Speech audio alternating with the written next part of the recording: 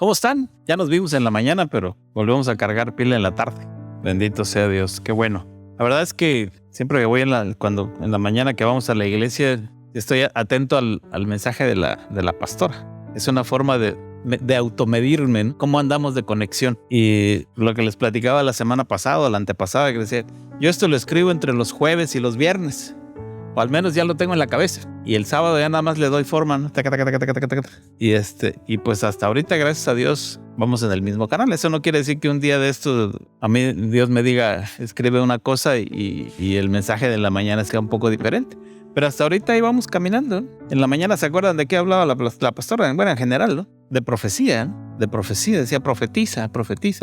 ¿Y qué creen que se me ocurrió a mí? O que Dios me dijo, habla sobre la profecía, ¿no? Entonces, dije, nada más no se me vio la sonrisa porque traía yo el tapabocas puesta, pero dije, mira, seguimos en el mismo canal, para gloria de Dios. Entonces, es una señal de que estamos bien, que todavía nos falta hacer algo, ajustar algunas cositas, pero que estamos bien. Bendito sea el Señor. Bueno, vamos a orar esta tarde. Señor, te damos gracias por esta tarde, Dios, este clima tan fresco que nos diste, Padre, para disfrutarlo. Abre nuestro corazón y nuestra mente, Dios, que nunca sintamos que ya estamos llenos de ti, sino por el contrario, Padre, siempre buscar más y más y más de tu presencia y de tu palabra para ser esa lámpara que necesitamos ser en la calle, en el camino, en nuestro trabajo, en nuestra vida diaria, Señor. Gracias te doy por mis hermanos, en el nombre de Jesús. Amén, amén. Ahora sí, ponme el primer versículo. Hoy vamos a platicar un poquito sobre la profecía. No vamos a profetizar, pero vamos a hablar sobre la profecía, ¿no? Lo que decía Pablo. Pablo decía, yo quisiera que todos hablarais en lenguas, pero aún más que profetizarais, pues el que profetiza es superior al que habla en lenguas, a menos de que las interprete para que la iglesia reciba edificación. Ustedes saben que el que habla en lenguas, pues habla con Dios, pero hay quienes tienen el don de interpretación de lenguas, pero yo no lo tengo. Charito de repente me platica que lo que algunas personas dicen, pero pues a veces no me pasa la copia. Sin embargo, la profecía es algo que impacta y que nos da una señal y un camino. La esencia del ministerio profético no es la elocuencia del discurso, sino el poder de las palabras alineadas con el cielo. Un verdadero profeta dice cosas alineadas con el cielo, ¿no? ¿Qué decía Jesús? O sea, Jesús dice, yo no hago nada que no vea a mi Padre hacer, ¿no? O sea, lo que Él hace, yo hago. Lo que Él dice, yo digo. Y el profeta, el verdadero profeta, hace exactamente eso. Él hace lo que Dios dice. Ejemplos tenemos muchos. Ezequiel, Jeremías, Isaías, Elías, Eliseo, muchos, ¿sí? Pero yo creo que el que cubre todos los 5 ministerios, todos sabemos que es Jesús, ¿no? Jesús es el que cubría los 5 ministerios y lo distinguía, ¿por qué? Por su celo santo, ¿no? Es un celo santo, un celo desbordante y acciones que eran como fuego que atraía y encendía, ¿no? ¿Qué hizo Jesús con sus apóstoles? Pues simplemente les dijo, sígueme, ¿no? Sígueme. Y Andrés, que fue el primero en ser llamado, fue a buscar a su hermano y le dijo, oye, creo que encontré al Mesías. Pero lo único que dijo es, sígueme. No dijo más, ¿eh? Imagínense con qué fuerza dijo Jesús, sígueme, que lo siguieron. Sin embargo, hubo personas por ahí, como el joven rico, que cuando le dijo, pues vende todo lo que tienes y sígueme, dijo, no, pues es que tengo mucho, ¿no? Entonces ahí la situación cambió. Las declaraciones de Jesús eran abrumadoras. Por ejemplo, con la samaritana. ¿Se acuerdan de la samaritana? ¿Qué le dijo? Has tenido 5 maridos y el con el que vives ahora tampoco es tu marido. Tampoco. Y aquella se quedó fría, ¿no? Pedro, al momento de tirar las redes, ¿qué le dijo a Pedro? Tíralas para acá. Aquí tíralas. ¿Y qué dijo Pedro? Pues ya hemos intentado toda la noche, pero en obediencia tuya lo voy a tirar. Y todos conocemos la historia, ¿no? Se rompían las redes. ¿Qué hizo Jesús cuando le dijeron, oye, tienes que pagar impuestos? Dijo, a ver, mira, vete a pescar, vete a pescar, vas a sacar un pez y adentro va a haber una moneda y vas a pagar los impuestos. O sea, era determinante. Entonces, Jesús, ahora sí, cuando miraba a alguien y cuando profetizaba, decía las cosas como son, ¿no? Era abrumador, determinante. Entonces, tenemos que darnos cuenta que si alguien tiene el don de profecía, si alguien tiene el ministerio de profeta, pues tiene que ser así. ¿Por qué? Porque es como Jesús enseñó. Y Él instituyó los ministerios, seres del Espíritu Santo. ¿Cuáles son los 5 sentidos espirituales de Jesús? Sus ojos, su mirada, ¿no? Dice, rasgaba los límites naturales viendo lo invisible en toda situación. Él sabía lo que estaba pasando. Como decíamos la semana pasada en la reunión de la mañana con la pastora, Él sabía que Judas metía la mano al cajón, lo sabía. Y sin embargo, ahí estaba. Él sabía que Pedro lo iba a negar. ¿Pero qué le dijo? Simón Pedro, ¿no? El diablo nos ha pedido para que los zarandee a todos, pero yo he orado por ti, Pedro, para que cuando regreses fortalezcas a tus hermanos. Las declaraciones y las profecías de Jesús eran fijas, ¿no? El olfato. Discernía a las personas y a los ambientes exactamente, tanto que hasta los demonios temblaban al verlo llegar, ¿no? ¿Qué tienes contra nosotros, hijo de Dios? Ay, nanita, ahí viene Jesús, ¿no? Y nadie sabía. Nadie le había dicho que era Jesús. Pero aún los demonios le temían, ¿no? El gusto por las escrituras que tenía Jesús hacía que éstas fueran atractivas para todos y producía más hambre. Quiero saber más, queremos saber más, ¿no? Y este tipo de características es la que también un profeta debe tener. El que tenga el don de profecía o el que tenga el ministerio de profeta. Un oído totalmente afinado para escuchar al Padre y ser su portavoz. ¿Cuántas veces hemos platicado de abrir nuestros oídos a Dios, de abrirlo y acostumbrarnos a identificar su voz, sobre todo en estos tiempos que hay de todo, ¿no? Escuchamos al enemigo, al angelito y al diablito que traemos aquí y a veces nos confundimos y a veces creemos que es Dios el que nos habla y no es cierto. O a veces el enemigo juega también con eso, porque el enemigo, ustedes lo saben, que se sabe las escrituras al derecho y al revés. Y a veces nos hace sentir y nos hace creer cosas que aparentemente provinieran de Dios, pero no es cierto. A veces ustedes saben por ahí que la muerte, los adoradores de la muerte dicen que les hace milagros. Besando la cruz dicen, no, pues si yo le recé a la muerte y le ofrecí y me hizo el milagro. Lo que no saben es que le quitó a otro lo que tú le pediste para dártelo. Y ya luego pues hacen las cuentas. Y en muchas otras cosas, ¿no? Entonces, nuestro oído, como el de Jesús, debe estar atento a la voz de Dios. ¿Cómo vamos a hacer eso? Orando, entrando en intimidad con Dios, estando en intimidad, diciéndole, Dios, háblame, muéstrame, enséñame, guíame, ¿sí? Y es como poco a poco vamos a empezar a ir escuchando esa voz de, por ahí no es, o haz esto otro, o no lo hagas, o espérate, todavía no es tiempo. A veces es el camino correcto, es el proyecto correcto, pero no es el tiempo del proyecto. Entonces hay que esperar a veces. Entonces, ojo, ¿no? El tacto. Al momento de dar un toque, ¿qué pasó con la mujer del flujo? ¿Se acuerdan? Cuando tocó el manto de Jesús, paró el flujo. ¿Y qué dijo Jesús? ¿Quién me ha tocado, no? Que salió fue poder de mí, ¿no? Sale poder de Jesús cuando es necesario que salga poder de Jesús. La mujer del manto, bueno, la mujer del flujo es el ejemplo más claro, pero hubo muchas otras ocasiones en las que salió poder de Jesús. Yo platicaba con Charito y de repente me dice, estás muy caliente. Voy a presumir un poquito, perdón. Es que le digo, es que me estoy apastorando. Perdón, señor. Me dice, ¿por qué? Le digo, es que no sé si tú has notado, y a lo mejor ustedes lo han notado, bueno, por ejemplo, el pastor Ambrosio. Los pastores siempre están calientes. No sé si lo han notado. Yo sí. Tú saludas a un pastor y está caliente. O más caliente que lo normal. A lo mejor no lo nota, pero pongan atención en eso. Los pastores están calientitos. Para la próxima, a ver, pastor, a ver. No, o sea, lleguen y saluden. Y están como, bueno, yo así lo siento, ¿no? Calientitos. Están calientitos. Entonces, ese tacto, pero es ese poder, es esa unción que Dios tiene con los pastores, ¿no? Yo como siempre les digo, yo no soy pastor, yo enseño, pero de repente me apastoro y también estoy calientito, ¿no? Entonces, ojo, ¿no? Esas 5 características de los 5 sentidos de Jesús son lo que los profetas deben tener. No nos perdamos. Opinión mía, de los más importantes, el oído, ¿no? El oído, oír. Dice por ahí que, no recuerdo el porcentaje, ¿no? Del porcentaje de, mientras más porcentaje de escuchar y hablar, que es más alto, debe ser más alto tu porcentaje de escuchar que de hablar, ¿no? ¿Por qué? Porque cuando escuchas, ¿se acuerdan la semana pasada que les decía que de las 2 preguntas que hacen los reclutadores? Una de ellas era, háblame de ti, ¿no? Y ahí le dijera el tabasqueño, y ahí se sueltan hablando, ¿no?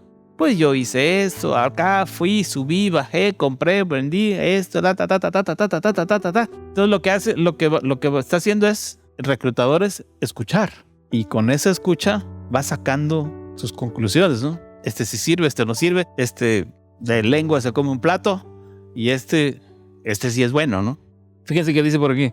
Dice, las profecías no son datos acerca del futuro, son una invitación a caminar la voluntad de Dios. Cuando alguien te dice, oye, tú, esto, lo otro, o un profeta viene y dispara, un profeta efectivamente te dice cosas acerca del futuro, o cosas acerca del pasado, o cosas que solamente tú conoces, pero son una invitación a caminar la voluntad de Dios. No es una adivinanza. La profecía construye un camino para que avancemos hacia el glorioso día del retorno de Jesús, ¿no? Jesús quiere que seamos sensibles a lo que Dios tiene para nosotros. Por eso envió a los profetas. Por eso todos los profetas hablaban en el nombre de Dios en el Antiguo Testamento, ¿no? Y aún ahora algunas iglesias aceptan que hay profetas, otros dicen que ya no hay profetas. Pues no nos vamos a meter en eso, ¿no?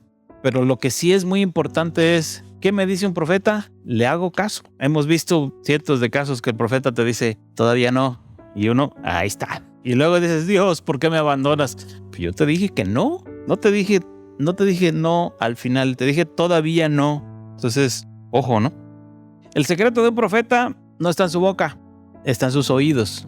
En sus oídos. Todos los profetas, ¿se acuerdan cómo comienzan muchos de los libros de los profetas? Y vino palabra de Jehová al profeta fulanito, ¿no? Diciéndole, ta.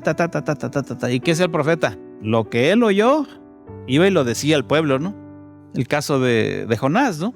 Ve y dile a Nínive, este pueblo será destruido en 40 días. Bueno, y no quería hacerle caso, ¿no? Todos conocemos la historia, pero todos los profetas, todos dicen así. Vino palabra de Jehová al profeta, tal. Ve y dile a mi pueblo, ta. Si alguien tiene el ministerio de profeta y está escuchando para él o para otros, lo que tiene que hacer es obedecer y decir. El secreto, repito, no está en la boca del profeta, sino en sus oídos. Mucha gente que ahora se autodenomina profeta, pues va por los aplausos y por las entradas y por estadio lleno. Con estadio lleno, $50,000. Y si lloro, $5,000 más, ¿no? Y si me caigo, $4,000 más. Pero pues entonces ya no es un profeta, ¿no? Es alguien que va por el dinero, ¿no? El objetivo de un ungido que da palabra es entrenar a los santos. ¿Y quiénes somos los santos? Nosotros, ¿sí? A que aprendan a escuchar la voz de Dios y no soltar profecías nomás así como a diestra y siniestra. Una vez nos tocó ahí en una iglesia de cuyo nombre no me quiero acordar, que el profeta que fue empezó a repartir palabra para todos, ¿no? Y ahí estaba todo el mundo haciendo cola, así como en las tortillas, ¿no? ¿Y a mí qué me tiene que decir? ¿Y a mí qué me tiene? Cuando un profeta tiene un mensaje de parte de Dios, pues a lo mejor es para uno o dos, pero no para todos. Yo he visto eso. Si el profeta no se acerca a ti, no es porque Dios no te quiera. A lo mejor en ese momento no tiene nada que decirte. Pero hay gente que dice, ay, es que vino el profeta y no me dijo nada. Dios no me quiere. O el profeta no me quiere. Pues yo la verdad de esas cosas, yo por eso no me corto las venas. Si hay un profeta y no me dice nada a mí, está bien. Dios en ese momento no me quiere decir nada, ¿no? O no tiene que decirme nada.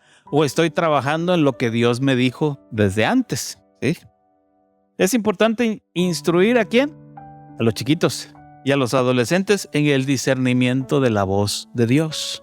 Para ellos es fácil escuchar la voz de Dios. Es más fácil, lo entienden mejor. Y si nosotros como adultos los enseñamos a reforzar esa parte de escuchar a Dios, para ellos es fácil. Lo vemos con los chiquitos, lo vemos con mi nieta, lo vemos con varios niños con los cuales tenemos contacto. Ellos escuchan la voz de Dios, más fácil que nosotros los adultos. Lo que tenemos que hacer es hacerles a un lado esas otras voces y protegerlos, ¿no? Vallado de ángeles alrededor de los niños para que no pase nada, ¿no? Según la profecía de Joel, en los últimos tiempos, dice, derramaré mi espíritu sobre sus hijos, profetizarán. Todo el mundo conoce la profecía de Joel, Joel 2:25, 2:28. Pero vamos a hacer algo. Fíjate cómo dice este versículo. Dice, y sucederá que ¿qué? Que después de esto, ¿de qué? Échate como 3 versículos atrás. Va a pasar lo que dice aquí. Hijos de Sión, regocijaos y alegraos en el Señor, vuestro Dios, porque Él os ha dado la lluvia temprana para vuestra vindicación y ha hecho descender para vosotros la lluvia temprana y la tardía como en el principio. El que sigue. Y las eras se llenarán de grano y las tinajas rebosarán de mosto y de aceite virgen. Entonces os compensaré por los años que ha comido la langosta, el pulgón, el saltón y la oruga, mi gran ejército, que envié contra vosotros. Tendréis mucho que comer y os saciaréis y alabaréis el nombre del Señor vuestro Dios, que ha obrado maravillosamente con vosotros, y nunca jamás será avergonzado mi pueblo. Y sabréis que en medio de Israel estoy yo, y que yo soy el Señor vuestro Dios, y no hay otro, y nunca jamás será avergonzado mi pueblo. Fíjense todo lo que Dios está diciendo. ¿Saben qué? Sus graneros se van a llenar, van a comer un montón, voy a reprender al revoltón, voy a hacer un montón de cosas. Y entonces sí, y sucederá que después de esto, o sea, después de todas las bendiciones, aparte de, como pilón, dice, derramaré mi espíritu sobre toda carne, y vuestros hijos y vuestras hijas profetizarán, vuestros ancianos soñarán sueños, y vuestros jóvenes verán visiones. Después de todas las bendiciones, aparte vienen las profecías. Aparte viene la profecía. ¿De quién? De los hijos y de las hijas. El profeta es alguien que trae un mensaje. Es alguien al que Dios le dice, ve y di esto, ve y haz esto. A Ezequiel, ¿no? Le dijo, camina desnudo durante quién sabe cuánto tiempo. Y Ezequiel obedeció. Cualquiera diría, no, hombre, ¿qué te pasa? Ya nos llevamos así. Pero él obedeció. Dios es real. El pueblo de Israel, al dejar de palpar la presencia de Dios, ¿qué hizo? ¿Se acuerdan cuando Moisés se fue al monte por las leyes y se demoró 40 días?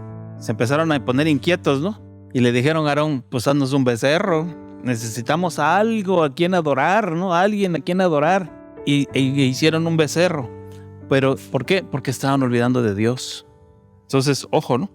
Pero Dios es real. Lo sabemos. Hemos dicho que Dios camina con nosotros, hemos dicho que Dios nos sostiene, hemos dicho que Dios nos sorprende, hemos dicho que Dios nos provee, pero de repente se nos olvida.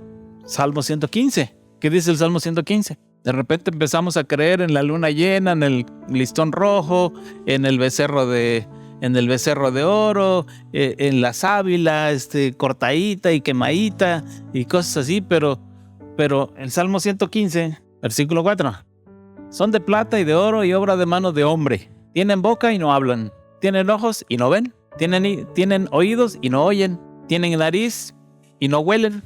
Tienen manos y no palpan. Tienen pies y no caminan. No emiten sonido alguno con su garganta. Pero Dios sí ve.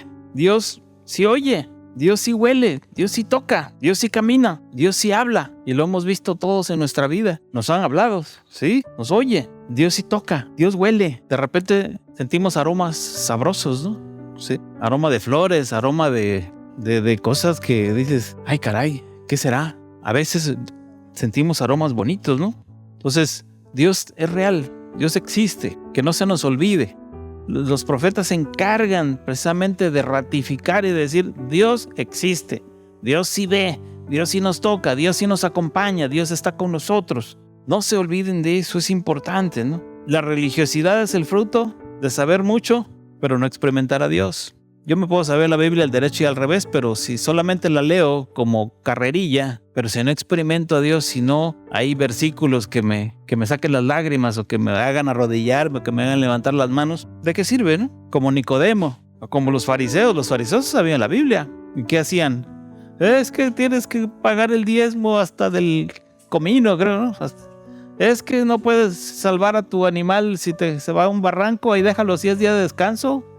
No lo saques. Si se está muriendo tu hijo, no lo sanes porque es día de descanso, ¿no? Entonces, pero eso no dice la Biblia. Entonces, ojo, ellos decían lo de la ley, pero no tenían a Dios en su ley, en su corazón, ¿no? Cuando la fe se va enfriando, nuestros ojos se van nublando. No tenemos una percepción de Dios. Creemos que Dios se está yendo, que Dios nos abandonó. La religiosidad empieza a invadirnos, que es lo que sucede a veces en la tienda de enfrente, ¿no? En la tienda de enfrente a veces le dan más valor a híncate, párate, dale la mano al de junto, y tan tan. Pero se olvidan de que el honor es para Dios, de que la gloria es para Dios. Nosotros mismos podemos hacer de Dios un ídolo, en el sentido como los fariseos, ¿no? Ellos en el nombre de Dios decían, hay que apedrearlo porque trabajó en el día de descanso. Hay que apedrearlo porque no da el diezmo. Hay que apedrearlo, en fin. Ellos aplicaban una ley. Le damos valor a las cosas en lugar de a Dios. Necesitamos volver a sentir esa pasión de Dios, ¿no? Por oírlo, por verlo, por sentirlo, por experimentarlo, ¿no? Y también por seguir sus pasos. Mucha gente le acredita los milagros a San Pirindango de Chinconcuá, como yo le digo, ¿no? Pero sabemos que es Dios. Aún los de la iglesia de enfrente han empezado a admitir que los santos no hacen milagros, los hace Dios. Puede ser intercesores, a lo mejor y sí, pero los milagros los hace Dios.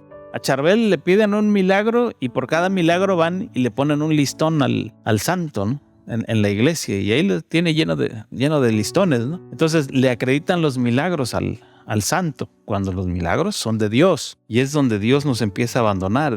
Primera de Corintios, dice, Pablo invita al pueblo a profetizar para demostrar que Dios existe. Primera de Corintios 14:24, dice, pero si todos profetizan y entra un incrédulo o uno sin ese don, por todos será convencido y por todos será juzgado. Los secretos de su corazón quedarán al descubierto y él se postrará y adorará a Dios, declarando que en verdad Dios está en vosotros. Si alguien entra y alguien está profetizando y es un verdadero profeta, ¿qué va a pasar? Pues le va a decir, tú esto, tú esto, y aquel va a decir, ah, caray, sí es cierto.